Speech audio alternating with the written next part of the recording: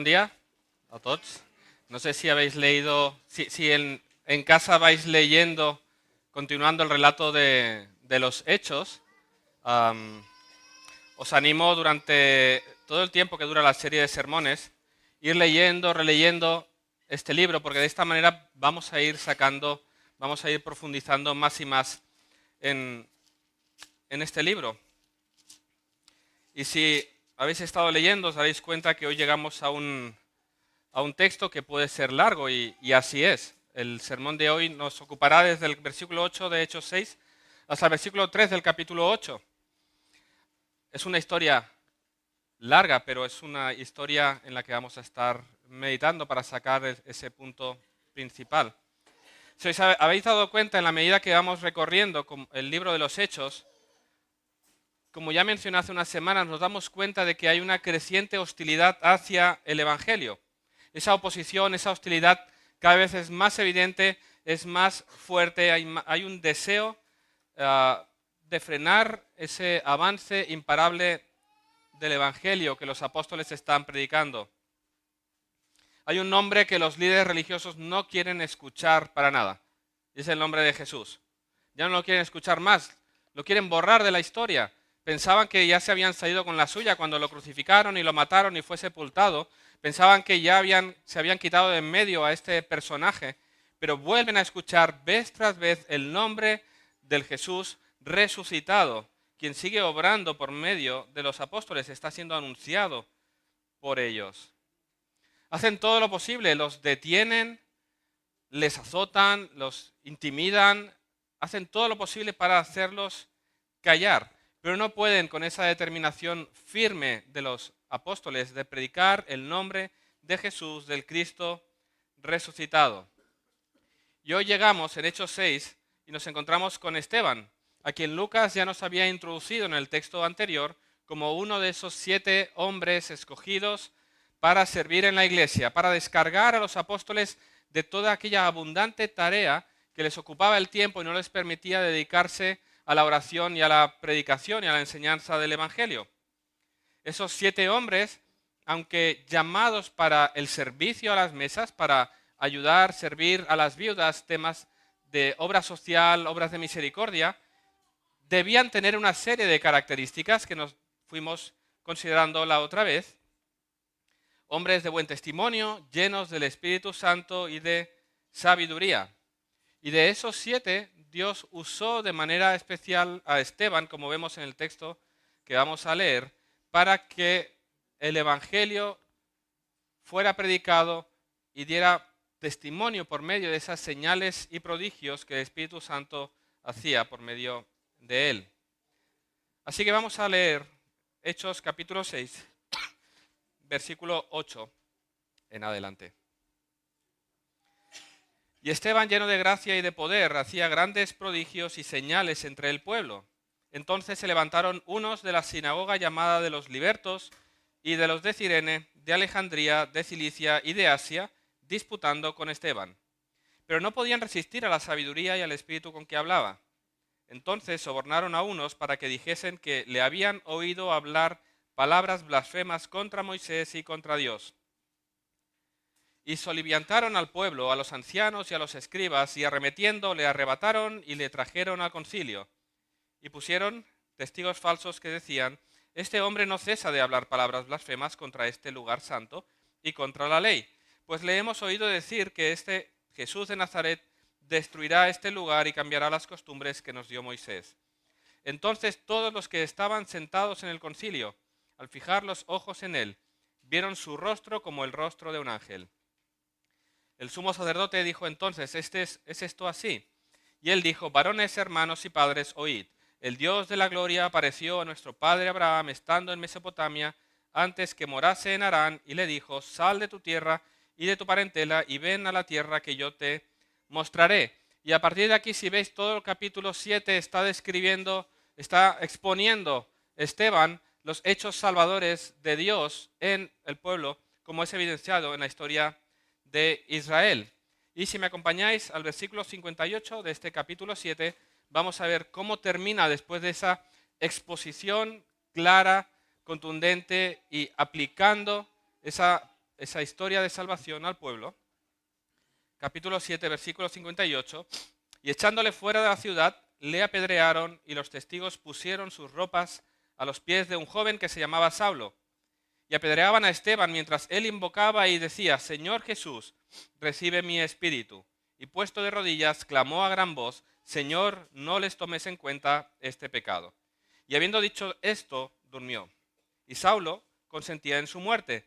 En aquel día hubo una gran persecución contra la iglesia que estaba en Jerusalén, y todos fueron esparcidos por las tierras de Judea y de Samaria, salvo los apóstoles. Y hombres piadosos llevaron a enterrar a Esteban, e hicieron gran llanto sobre él. Y Saulo asolaba la iglesia, y entrando casa por casa arrastraba a hombres y a mujeres y los entregaba en la cárcel. Aunque no hemos leído toda la exposición de los hechos salvadores de Dios, vamos a ir recorriéndolos durante el sermón, pero vemos aquí cómo la defensa fiel del Evangelio de Jesucristo le costó a Esteban su propia vida, pero su muerte sería el detonante de la extensión del Evangelio a todas las naciones. Y quiero animaros a la luz de este relato, a cada uno de vosotros, que Dios obre en nosotros esta determinación de obediencia fiel, vidas entregadas por completo al anuncio y la predicación del Evangelio, cueste lo que cueste.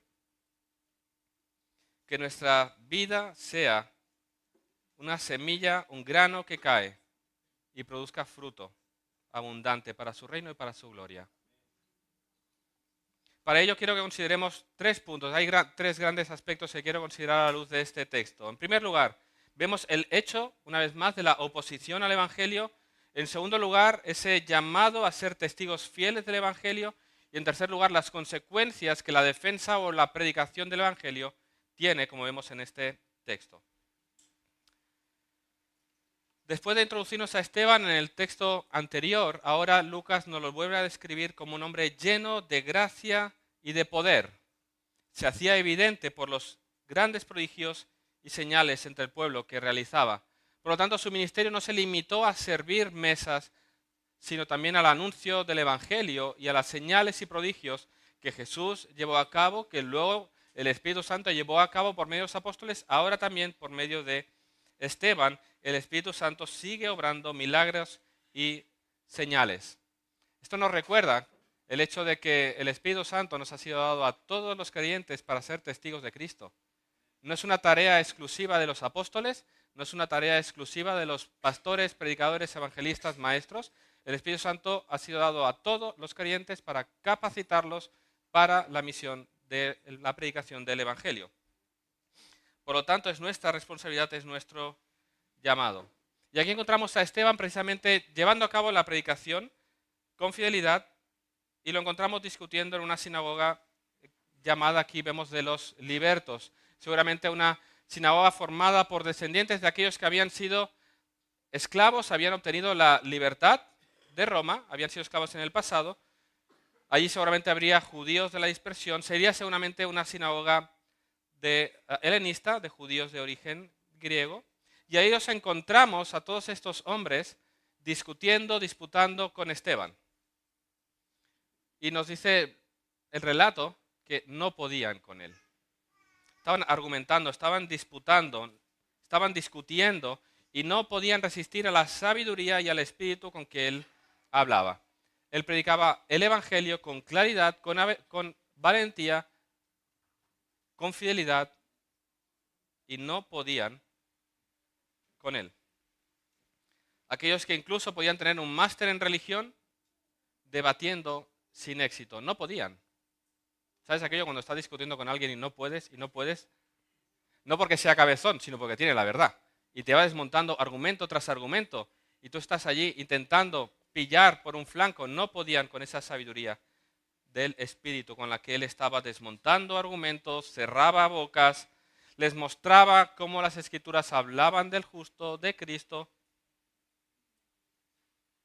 Fijaros cómo un hombre sencillo, como podía ser Esteban, vence de manera apabullante un debate religioso contra líderes, contra maestros. Y esto lo que vemos no es un hombre muy capaz, sino ¿Qué implica estar lleno del Espíritu? Es la evidencia de un hombre lleno del Espíritu, lleno de gracia, lleno de poder, que predica el Evangelio en el poder del Espíritu. No podían con él. Eso nos ha de dar ánimo a ti y a mí para llevar a cabo la tarea que nos ha sido encomendada de predicar el Evangelio. Porque a veces nos quedamos callados y avergonzados, porque claro, es que el mundo nos presenta unos argumentos tan complejos, tan avanzados, tan científicos, que nos quedamos como, uy, este mensaje que voy a predicar es muy sencillo, es muy simple. ¿Cómo voy a poder responder en medio de un mundo tan complejo? Y esto los jóvenes, por ejemplo, os encontráis con unas dificultades especiales. Llegáis a un mundo avanzado en los institutos, en las universidades anticristianas, con todos sus argumentos, y tú piensas, yo tengo el Evangelio. El Evangelio es el poder de Dios para salvación. En las Escrituras encontramos todo lo necesario para interpretar todas las cosas. No hay otro mensaje que necesitemos. No hay una información, conocimiento adicional. No es un mensaje el del Evangelio de simplemente ten fe. Cuando alguien te presente argumentos avanzados, solo ten fe. La fe es un salto al vacío. Y argumentos como estos. Es un mensaje tan poderoso que deja a los hombres sin palabras y sin argumentos. Porque da respuestas a las preguntas, a las inquietudes, calla todas las acusaciones, desmonta todos los argumentos y falacias que los hombres anuncian hoy. Podemos entender el hombre, podemos entender el universo, podemos entender todas las cosas a la luz de las Escrituras. Nos muestran cuál es la condición del mundo, explican el por qué el mundo está como está, por qué los hombres actúan como actúan, por qué hay mal en el mundo, por qué todas las cosas. Encontramos respuesta en las Escrituras. Vemos incluso las motivaciones que se definen de los hombres, cuáles son sus deseos. Debemos recordar que el Evangelio es el poder de Dios para salvación. Calla bocas, desmonta argumentos, deja a los hombres como deben quedar, siendo conscientes de su culpabilidad delante del Dios creador. Así que toma ánimo y recuerda, no hay otro conocimiento. Lo que debes hacer tú, lo que debo hacer yo es profundizar más y más en las Escrituras para entenderlas más y poder defenderlas con fidelidad, con argumentos coherentes para callar las bocas de este mundo. Además debemos tomar ánimo cuando nos encontramos frente a aquellos opositores que puedan levantar argumentos fuertes y nosotros considerar que somos poca cosa. Recuerda lo que Jesús dijo, lo que encontramos en las Escrituras en Lucas 21, dice, pero antes de todas estas cosas os echarán mano y os perseguirán y os entregarán a las sinagogas y a las cárceles y seréis llevados ante reyes y ante gobernadores por causa de mi nombre y esto os será ocasión para dar testimonio. Proponed en vuestros corazones no pensar antes cómo habéis de responder en vuestra defensa, porque yo os daré palabra y sabiduría, dice, la cual no podrán resistir ni contradecir todos los que se opongan. El Señor nos dará palabra. Su Espíritu nos ayudará a entender, a interpretar y aplicar la palabra, sea el lugar en el que sea. Dejará sin argumentos. Sean los que se junten, cuantos sean. Vivimos en un tiempo en el que el mundo se reúne y ataca, como ha hecho siempre, a todos aquellos que se identifican con Cristo. Y se unen muchos para atacar. Pero fijaros lo que sucedió con Esteban. Todo ese grupo reunido contra él y no podían resistir a la sabiduría y al espíritu con que hablaba. ¿Y qué sucede cuando las personas se quedan sin argumentos? ¿Qué sucede cuando están expuestos a una verdad clara, evidente, que ellos están negando, pero que les ha sido presentada? No la reconocen. No se rinden, sino que contraatacan con lo que quiera, con lo que sea, ya sea hacia el mensaje o ya sea hacia el mensajero. Son expuestos ante las falacias, las mentiras de este mundo, los argumentos incoherentes de este mundo, argumentos que no se sostienen. Y cuando ya no hay más argumento, entonces vamos a atacar el mensaje y vamos a atacar el mensajero. Y así sucede con Esteban. Se sobornó a unos para distorsionar su mensaje, para que dijeran, Esteban ha estado blasfemando contra Moisés y contra Dios. Y alborotaron al pueblo con esos argumentos, con esas mentiras contra Esteban, de tal manera que fue llevado al concilio. Y allí se pusieron testigos falsos que decían que Esteban se estaba dedicando a blasfemar contra Moisés, contra el templo y contra la ley de Dios. En primer lugar, atacarán distorsionando el mensaje. Y en segundo lugar, al mensajero. Si leemos la defensa que Esteban hace, vemos en el versículo 55 cómo Esteban, lleno del Espíritu Santo, puesto los ojos en el cielo, vio la gloria de Dios y a Jesús que estaba a la diestra de Dios y dijo, he aquí veo los cielos abiertos y al Hijo del Hombre que está a la diestra de Dios.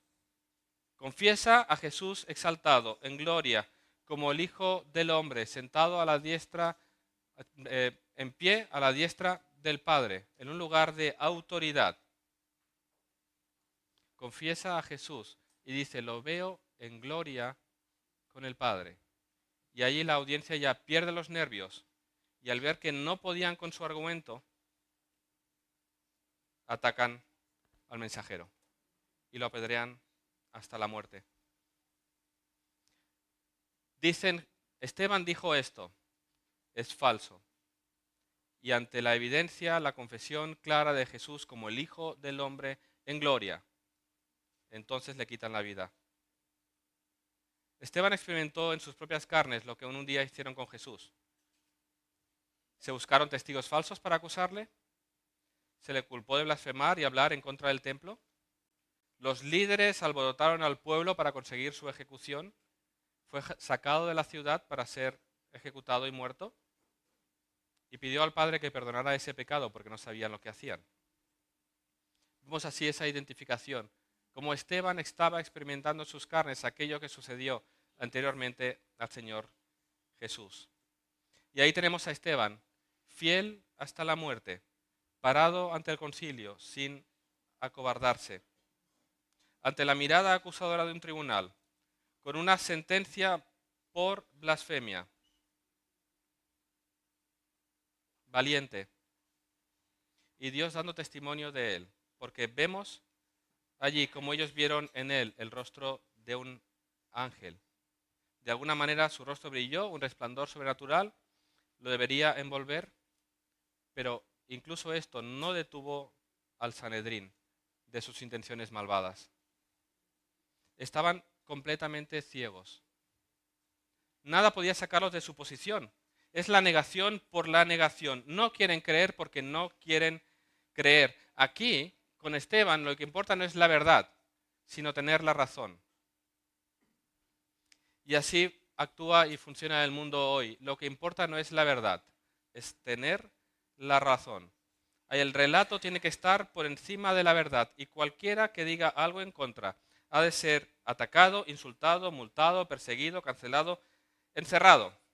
Y ya sea con argumentos falsos o ya sea atacando directamente al mensajero, el mundo hoy sigue en su intención de destruir y borrar de la faz de la tierra el nombre de Jesús y todos aquellos que se identifiquen con él. Atacan el mensaje. Dicen que la Biblia dice tal o cual cosa o que los cristianos dicen que Jesús dijo tal y cual cosa.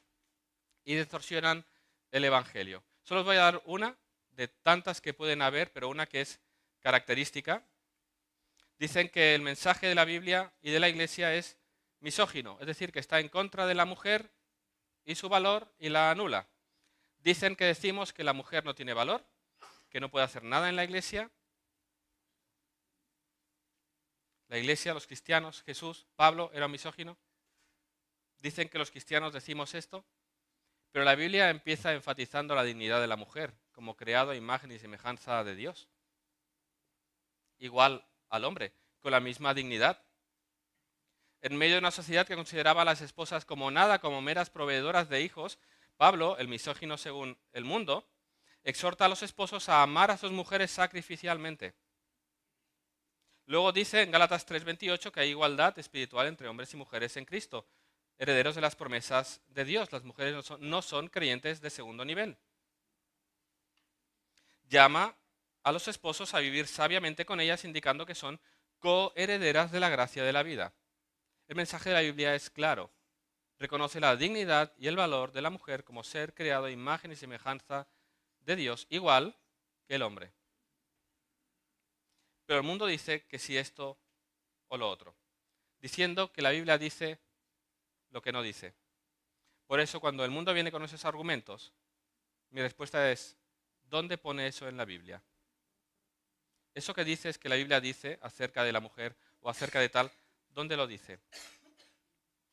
Así que debemos estar preparados para ser difamados, calumniados, para recibir acusaciones falsas, hostilidad, persecución, oposición. Es así. El mundo odia a Cristo, rechaza a Cristo, no quiere saber nada de Él porque sabe que tiene un problema con Él. ¿Y dónde dirigirá su ataque sino a aquellos que se identifican con Él y dan a conocer su nombre?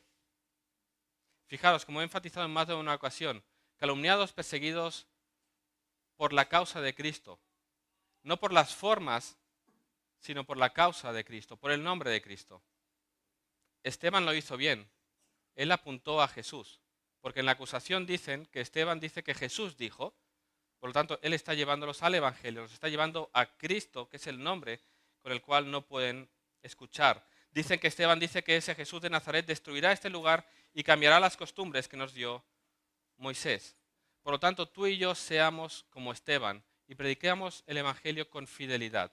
Lo que Jesús dijo es lo que tenemos que anunciar. No nuestra opinión, no lo que pensamos, no lo que nos gustaría, no lo que creemos que este mundo aceptará, sino predica a Cristo con fidelidad, para que lo rechacen a Él y por identificación a ti. Así que vemos que hay una oposición violenta por medio de la difamación, la calumnia y la violencia. Y ahora vamos a ver en qué manera se defiende Esteban. Allí parado frente al Sanedrín, el sumo sacerdote le pregunta a Esteban si es cierto y él va a defenderse. Pero si te das cuenta, qué extraña defensa la que presenta, que lo va a llevar precisamente a ser acusado. Es una defensa, decía un comentarista, no es un discurso de defensa en el sentido forense del término, es decir, no está calculado para conseguir la absolución del Sanedrín. No se va a defender para salvarse, él va a anunciar el Evangelio, a predicarlo con claridad, a decir, no, la Escritura dice esto. Va a exponer el mensaje de salvación y al hacer esto va a desmontar todo argumento levantado contra él. Porque ¿de qué se le ha acusado? De blasfemo. Contra el templo, contra Moisés y contra la ley de Dios.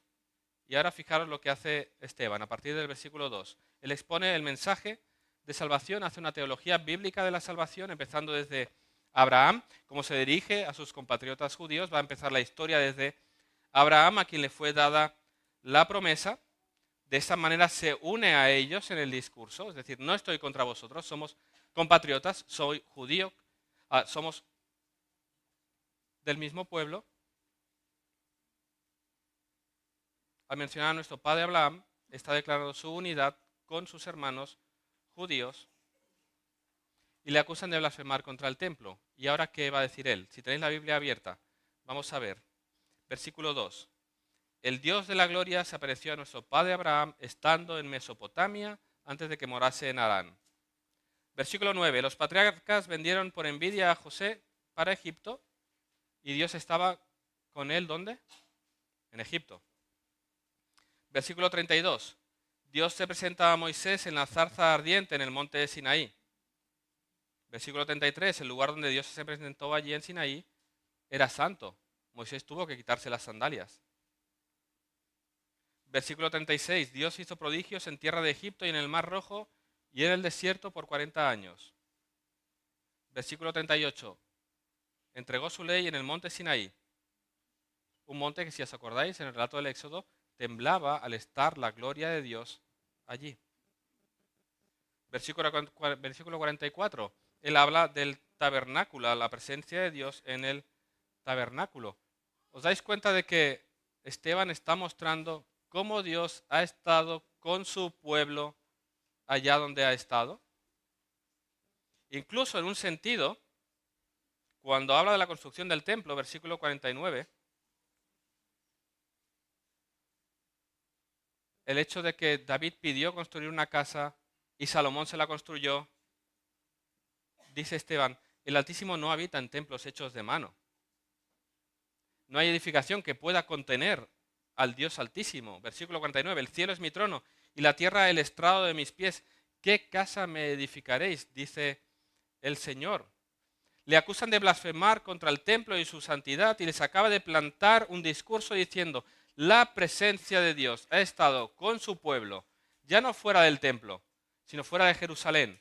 En Mesopotamia estuvo, en el desierto estuvo, en el Sinaí estuvo, en la peregrinación del desierto Dios estuvo con su pueblo. Dice, recordad, hermanos, los hechos de salvación de nuestro Dios, cómo Él ha estado en todo lugar con nosotros. Su presencia no está contenida en este edificio, no puede ser contenida. No quita importancia al templo, pero lo pone en perspectiva. La historia del pueblo ha revelado que la presencia de Dios ha estado en medio de su pueblo en todo lugar. Y allá donde Dios ha estado, ese era el lugar santo. En el lugar santísimo estaba la presencia de Dios donde el pueblo no podía acceder. En la zarza, Moisés tuvo que quitarse las sandalias porque ese lugar era santo, porque Dios estaba allí. Esa es su primera respuesta. Y la segunda, en segundo lugar, lo acusan de blasfemar contra Moisés, de rechazar la ley. Ahora, ¿cómo es su respuesta? Básicamente les demuestra que son ellos los que han rechazado sistemáticamente a los salvadores y libertadores que Dios ha enviado. Ellos son culpables. Y menciona 2 ocasiones en las que habían hecho lo mismo que ahora estaban haciendo con Jesús, que era rechazar al Salvador, al libertador que Dios había traído. Fijaros cómo lo explica. Dice, acordaos de José. Los patriarcas por envidia lo rechazaron y lo vendieron a Egipto. Ahora Dios obró salvación para con su pueblo a través del rechazado, de aquel que fue vendido. Ese que fue rechazado y fue vendido por nuestros padres, fue exaltado a un lugar de autoridad desde donde proveyó salvación a un pueblo condenado a morir. Dios obró salvación por medio de aquel que nuestros padres rechazaron. Dice, pero hay otra ocasión en que también sucedió lo mismo. Dice, acordaros de Moisés. Y a partir del versículo 20 empieza a relatar la vida de Moisés. Y recuerda cuando Moisés visitó a sus hermanos hebreos, vio su condición, y os acordáis, queriendo salvar a uno de sus hermanos, atacó y mató a uno de los egipcios. Y pensando que quizás sus hermanos entenderían que él sería el libertador dado por Dios, fue rechazado por su propio pueblo. Y tuvo que huir a Madián, donde pasó 40 años. Y desde ahí Dios lo llamó desde una zarza ardiente y lo envió de vuelta a Egipto para salvar a su pueblo. Fijaros en el versículo 35. A este Moisés, a quien habían rechazado diciendo, ¿quién te ha puesto por gobernante y juez?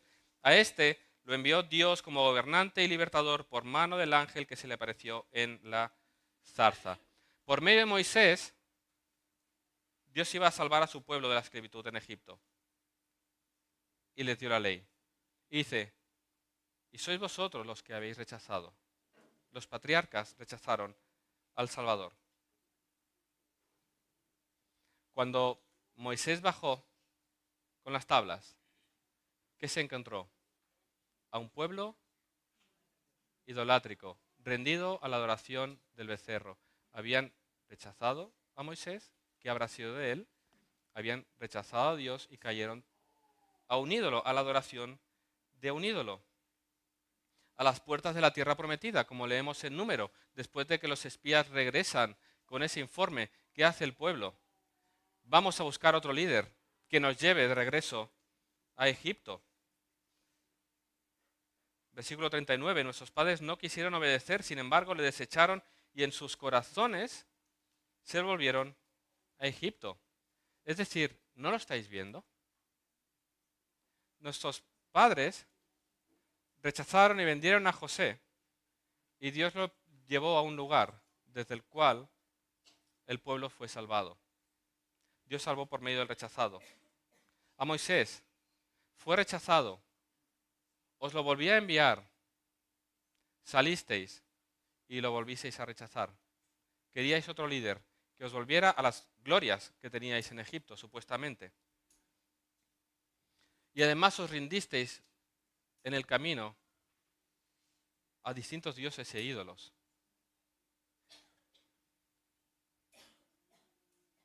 Versículo 51. Porque esa es la verdad. Y Esteban tiene que aplicarla, les tiene que hablar claro. Versículo 51. Duros de cerviz e incircuncisos de corazón y oídos, vosotros resistís siempre al Espíritu Santo, como vuestros padres, así también vosotros. ¿A cuál de los profetas no persiguieron vuestros padres y mataron a los que anunciaron de antemano la venida del justo, de quien vosotros ahora habéis sido entregadores y matadores, vosotros que recibisteis la ley por disposición de ángeles y no la guardasteis? Es decir, vuestro patrón es un patrón de rechazo a Dios y a sus libertadores.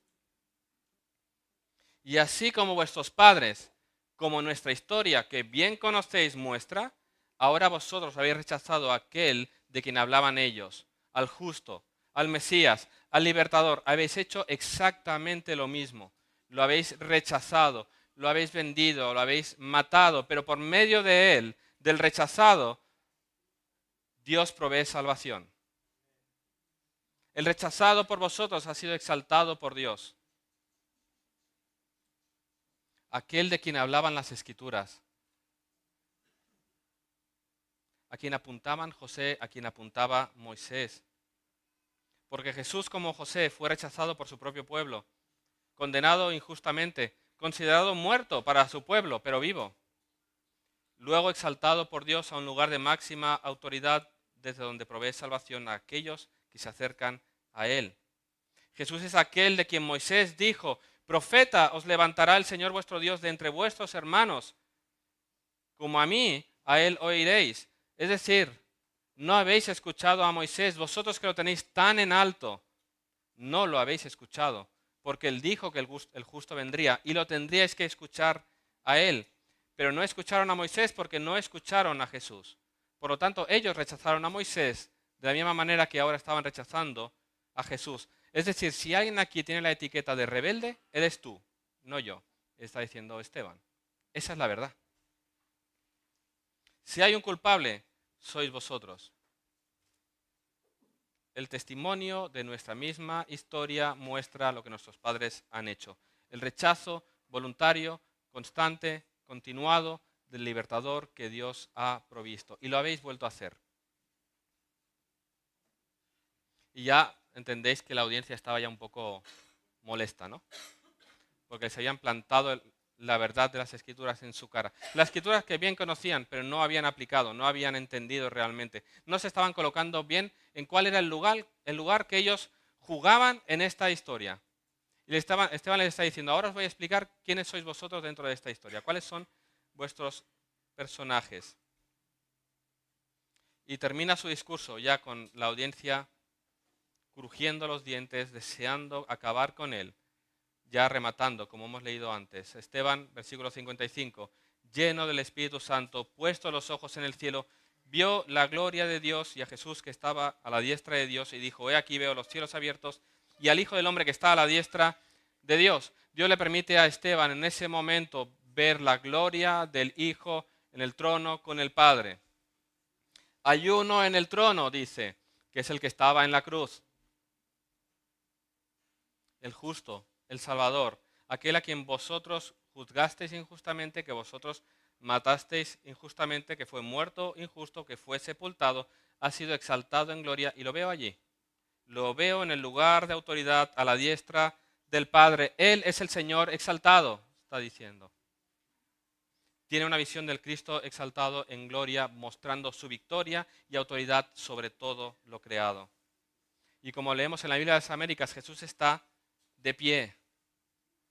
Esteban tiene una visión de Jesús en pie, como su testigo, como su abogado. Él tenía todos los acusadores delante y Jesús de pie delante de Esteban, su intercesor, su mediador, su salvador en gloria. Por lo tanto, ¿cómo voy a temer a esta turba de hombres cuando mi defensor está por mí y me lo ha dejado ver. Y el Señor le está diciendo, estoy contigo, de pie, en el lugar de máxima autoridad, en el tribunal que está por encima del tribunal que te está juzgando. Yo soy el Señor. Y Esteban ve esa visión de gloria que fortalece su corazón, su testigo, su defensor, que intercede. Él está siendo acusado, pero tiene un defensor. Aquel que venció sobre la muerte, aquel que reina con poder, aquel que está en gloria, aquel que tiene toda autoridad. Él mismo está por ti y por mí. Recuérdalo. A Esteban se le permitió ver esa gloria en ese momento, pero esa es la realidad. Jesús es nuestro abogado. El mundo nos va a acusar de tantas cosas como quiera, pero hay alguien que nos defiende. Hay alguien que intercede por nosotros. Hay alguien que gobierna. Míralo en las Escrituras. Y toma ánimo. Esta es la verdad que tú y yo debemos recordar. ¿Quién es Jesús? Él es el Señor. Él gobierna. Ahora, ¿cómo aplica todo esto a nosotros? Porque estamos hablando de la historia de Israel y del relato de Esteban. En primer lugar, este relato te acusa a ti que como ellos sigue rechazando al Salvador. Aquel que Dios ha traído, al justo. Dios ha anunciado su salvación. Dios ha anunciado en qué manera podemos ser perdonados del pecado. Dios está mostrando tu culpabilidad, tu necesidad de un Salvador. Y tú hoy sigues rechazándolo. Como el pueblo de Israel en la historia, como esos que estaban acusando ahora a Esteban, rechazas al libertador, al Salvador que Dios ha traído. Y quizás estás tú hoy aquí un domingo más, y lo haré cada domingo, recordarte. Quizás estás aquí invitado por tu esposo, tu esposa, tus padres, tus hijos, tus amigos, y estás escuchando una vez más el mismo evangelio y estás pensando, ¿y no me puedes decir nada nuevo? ¿Que tengo que escuchar otra vez lo mismo? Sí, es que esta es la verdad. Tú hoy sigues en grave peligro, porque la condenación está sobre ti, la ira de Dios está sobre ti. No hay nada nuevo que te pueda contar, no hay otro mensaje que te pueda contar que eres pecador y en su debido momento Dios te llamará a su presencia. Serás hallado culpable, ya eres culpable, ya estás condenado y sufrirás el tormento eterno. Tú que hoy te levantas en pie y juzgas a Jesús como una farsa, a los cristianos como una secta, como una gente que se han creído un mensaje y se lo han tragado y les han lavado el cerebro. Tú que juzgas un día no te podrás aguantar de pie y caerás de rodilla delante de este Señor Jesús. Esa es la realidad. Tú que te levantas como juez y señalas a Jesús en burla, lo condenas como farsante, lo ignoras o lo rechazas con todo tu ser, un día ya no reirás más. Esa soberbia dejará de ser. La soberbia pasará a humillación, a llanto, a dolor, a terror. No habrá donde esconderte, no habrá lugar donde librarte. No te imaginas cuán terrible será aquel día. Por eso, este relato te señala a ti que sigues rechazando hoy la provisión de Dios para salvación. Por eso, una vez más, te llamo a venir a los pies de la cruz, donde este Jesús fue muerto, cargando con tu culpa, con tu pecado, cargando con el castigo de Dios, satisfaciendo la justicia divina, proveyendo salvación y vida a aquellos que vienen a Él, reconociendo su miseria, reconociendo, sí, soy culpable. Deja de lado todo orgullo, toda soberbia, toda justicia humana, todas obras. Deja de lado y humíllate delante de aquel que murió por injustos como tú. No sigas resistiendo como este pueblo tan duro que acabó siendo condenado. No te resistas, sino ríndete. En segundo lugar, una advertencia para la iglesia, en concreto para aquella religiosidad vacía. Podemos estar confesando a Dios con nuestras bocas, pero en nuestro corazón seguir rechazándole a Él, rechazando su ley, resistiendo al Espíritu. Estos hombres eran muy religiosos. Ellos sabían la Biblia mejor que tú. Ellos no faltaban a ningún culto. Ellos no faltaban a nada. Se consideraban parte del pueblo de Dios, escogido, pero en su corazón resistían al Espíritu y negaban al Cristo.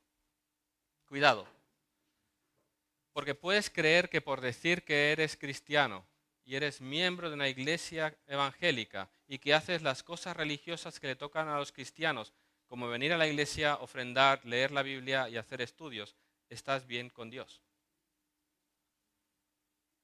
Dices que eres cristiano, conoces bien la Biblia, pero tu testimonio de vida personal, en el hogar, en la sociedad, en la misma iglesia, contradice tu profesión de fe. Míratelo bien. Como dice Pablo a los Corintios, examinaos a vosotros mismos si estáis en la fe. Probaos a vosotros mismos. ¿O no os conocéis a vosotros mismos que Jesucristo está en vosotros, a menos que estéis reprobados? Es decir, mirad si Jesús está en vosotros. Mirad si vuestra vida está siendo iluminada y guiada por el Espíritu Santo. ¿Quién gobierna tu vida? Tu vida da testimonio de que alguien la gobierna, la dirige, que está en control. ¿Qué voluntad está siendo obedecida en tu vida? Míratelo bien. Si no hay una rendición a Cristo, si no hay una vida transformada que se somete a la palabra de Dios, si no hay una vida gobernada y dirigida por el Espíritu, si no hay una vida entregada a Él, mira no sea que estés sinceramente equivocado y el día que llegues a su presencia te des cuenta de que no había nada.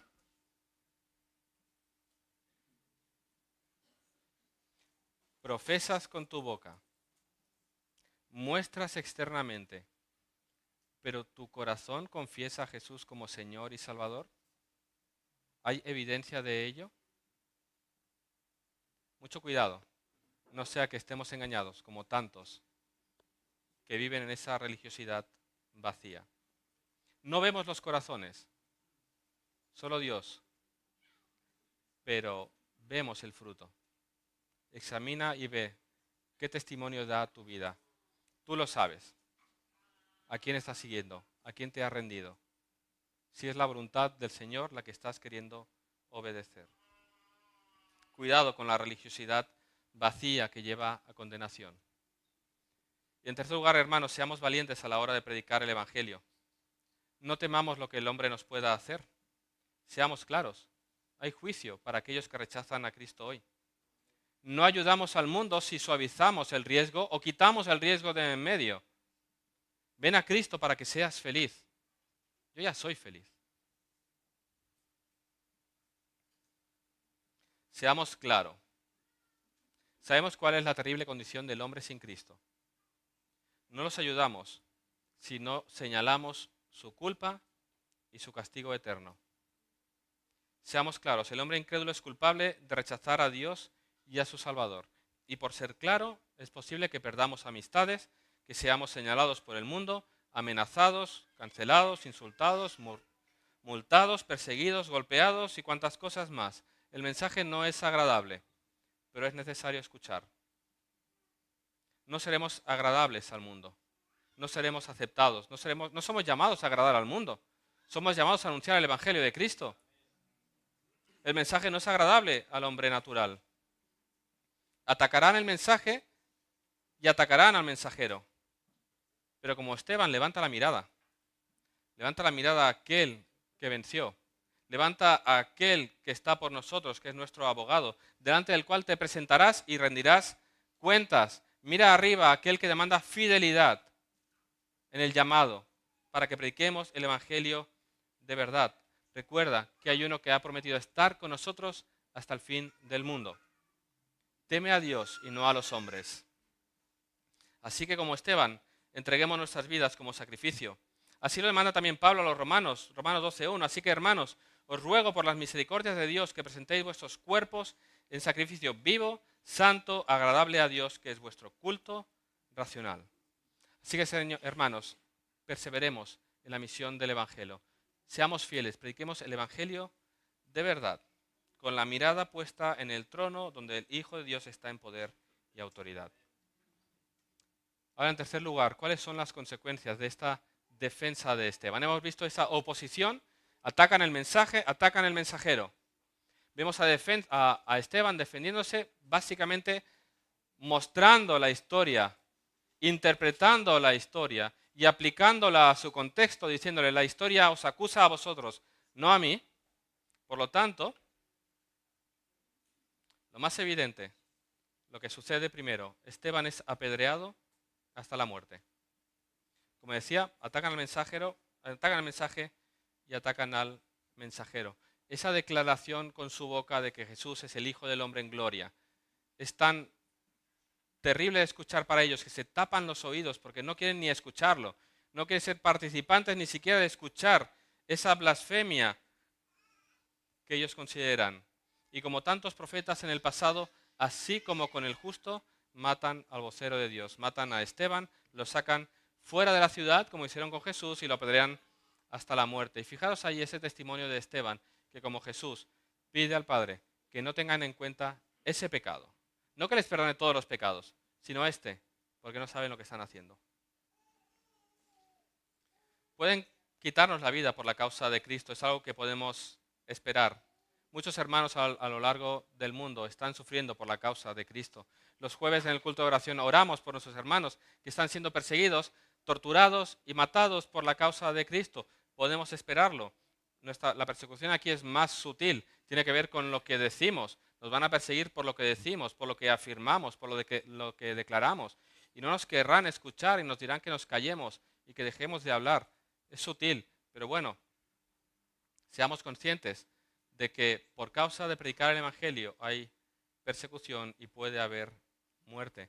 Así Jesús lo dijo, lo leemos en Juan 15, si el mundo os odia, sabed que a mí me ha odiado antes que a vosotros. Si fuerais del mundo, el mundo amaría lo suyo, pero porque no sois del mundo, sino que yo os elegí del mundo, por eso el mundo os odia. Recordad la palabra que os dije, no es el siervo mayor que su señor. Si a mí me han perseguido, también a vosotros os perseguirán. Por eso no nos ha de sorprender la persecución. Vendrá. Y fijaros en el relato cómo Lucas introduce a Saulo. Dice, y Saulo consentía en su muerte. Es la manera de introducir a este personaje que luego lo vamos a ver predicando el Evangelio. Pero Lucas nos lo presenta, ¿no? Esa es su carta de presentación. Y Saulo consentía en su muerte. Lo segundo que vemos es que este es el inicio de una violenta persecución contra los cristianos en Jerusalén. Por el testimonio de uno, perseguirán a todos aquellos que estaban con él. De tal manera que muchos tuvieron que huir de la ciudad para salvar sus vidas. Hubo una persecución realmente grave. Dice que Saulo asolaba, literalmente devastaba, iba a destruir absolutamente a todos los cristianos. Decía un comentarista, la devastaba como un animal salvaje destrozando a su presa. Así Saulo procuraba la muerte de los cristianos. Ese es el contexto. Lo que produce la predicación clara del Evangelio por boca de Esteban delante de estos líderes religiosos. Se inicia un tiempo de persecución violenta. Ahora, en tercer lugar y punto principal, esta grave persecución produjo que el Evangelio saliera de Jerusalén. Jesús los había comisionado a ser testigos, ¿dónde? Me seréis testigos en Jerusalén, en toda Judea y Samaria y hasta lo último de la tierra. La persecución hizo que los discípulos tuvieran que salir de Jerusalén para que fueran esparcidos por Judea y Samaria. Y es interesante que el término esparcidos tiene el sentido, interpretación de lanzar semillas. Es decir, la persecución produjo que los cristianos se esparcieran como semillas por Judea y Samaria para que el Evangelio corriera. Eso es lo que vemos aquí. Semillas sembradas, lanzadas, que darían fruto abundante para el reino. Seguro que habréis escuchado la frase, la sangre de los mártires es la semilla de la iglesia. Esta expresión es una paráfrasis de las palabras que encontramos en una de las obras de Tertuliano, uno de los padres de la iglesia. Él era un teólogo y apologista del siglo II y escribió en un contexto de persecución y martirio su obra El Apologético o Apología contra los gentiles en defensa de los cristianos, y él decía, crecemos en número cuantas veces nos segáis. Es semilla la sangre de los cristianos. Y eso es lo que vemos aquí. el sacrificio, la muerte de Esteban produce que los cristianos salgan lanzados como semillas a Judea y a Samaria, llevando el evangelio fuera de las fronteras de Jerusalén. La sangre de los mártires es la semilla del evangelio, del cristianismo. Así que vemos cómo, intentando contener el evangelio, les explota en las manos. Y ese evangelio es esparcido y es predicado en Judea, en Samaria, y luego lo será a todas las naciones. La persecución produce la expansión del evangelio. Lo decíamos hace unas semanas, el avance del evangelio es imparable. Y fijaros que cada vez que el hombre mete mano, el evangelio corre. Quieren destruir el nombre de Jesús y por causa de esto más hombres y mujeres vendrán a los pies de la cruz por la predicación. Y dentro de esta obra que iba a suceder, el mismo Saulo sería salvado, atraído por Dios y sería vocero de Dios, predicando el evangelio al mundo entero, sufriendo en sus carnes torturas, azotes, persecuciones, naufragios, todo por la causa de Cristo. Ese es el poder del evangelio, ese es el poder de Dios llevando a cabo su obra en todo el mundo. El sacrificio, el martirio de Esteban llevó a que el evangelio corriera por Judea y Samaria y fuera dado a conocer. Y así es la historia. Cuando vemos la historia, vemos cómo el testimonio de aquellos que han dado su vida por Cristo sigue llamándonos y animándonos en el día de hoy. Y vemos cómo a pesar de la persecución en países totalmente hostiles contra el evangelio sigue creciendo. Y ese es un testimonio para ti y para mí. Este es uno de los testimonios que a mí me chocó cuando en mi ateísmo convencido me invitaron, si os acordáis, a ese congreso evangélico en Orense. Y yo era un ateo convencido, yo no quería ir, pero me habían pagado la entrada y tenía que ir. Y había muchos talleres y yo no quería que me enseñaran nada de la Biblia.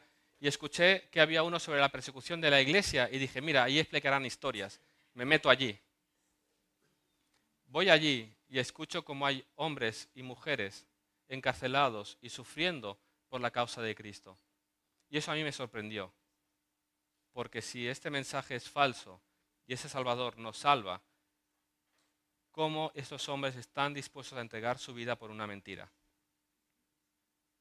Su testimonio, el testimonio de personas que no recuerdo quiénes eran, a quienes animaban a los participantes del taller a escribir cartas para animar, me llamó la atención de decir, hay gente dispuesta a dar su vida y su propia sangre por este Salvador. ¿Quién será? Es el testimonio de aquellos que entregan sus vidas mostrando a Cristo. Esta vida de Esteban fue una vida bien aprovechada. Fue grano que cayó trayendo fruto abundante. Jesús mismo enseñó así acerca de su propia muerte. Juan 12:24. De cierto os digo que si el grano de trigo no cae en tierra y muere, queda solo, pero si muere, lleva mucho fruto. Jesús fue crucificado, muerto y enterrado. Él fue muerto por nuestros pecados. En Él tenemos perdón de pecados. Y en su resurrección la garantía de vida eterna para aquellos que se rinden a Él. Su muerte no fue una derrota, sino la victoria sobre el pecado. Y es aquella semilla de una cosecha abundante. ¿Cuál cosecha? Tú y yo. Y tantos alrededor del mundo que están siendo salvados hoy. Y el domingo que viene, por la gracia y la misericordia de Dios, veremos más testimonios de cómo Dios sigue salvando hoy. Por lo tanto, tú y yo tenemos el mismo llamado. Entrega tu vida como ese grano que cae y muere para traer fruto. Tu vida te ha sido dada para ser testigo de Cristo, no para que la vivas bien aquí, sino para anunciar al Salvador. Predica el Evangelio con fidelidad. Llama a los hombres al arrepentimiento, señala su culpabilidad, señala su pecado y señala al Salvador provisto por Dios. Ahora es posible que como tú y yo no veamos el fruto. Esteban murió y el Evangelio corrió. Porque esto no tiene que ver con nosotros, sino con el reino de Dios. Predica, entrega tu vida, sé fiel. Dios demanda fidelidad. Los resultados y la obra es suya.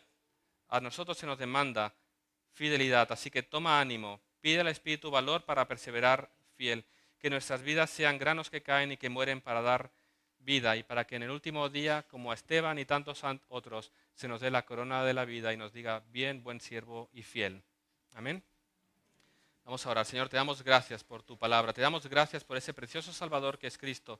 Te pedimos, Señor, que nos ayudes a vivir en obediencia a tu llamado, Señor, a predicar el Evangelio, a ser fieles al llamado, usando nuestros dones, nuestros talentos, nuestra vida por completo para darte a conocer a ti, Señor. Tú eres el Dios grande, el Dios todopoderoso, el Dios en el que hay salvación. Obra salvación en medio nuestro, Señor, y anímanos, capacítanos, ayúdanos como iglesia a llevar a cabo la misión con fidelidad, con poder, con sabiduría, con discernimiento, con ánimo. Señor, sabemos que nos querrán callar, pero tú estás en el trono y tú estás gobernando y tú estás por nosotros. Y que esa visión y esa verdad nos fortalezca y nos anime. En el nombre de Jesús. Amén.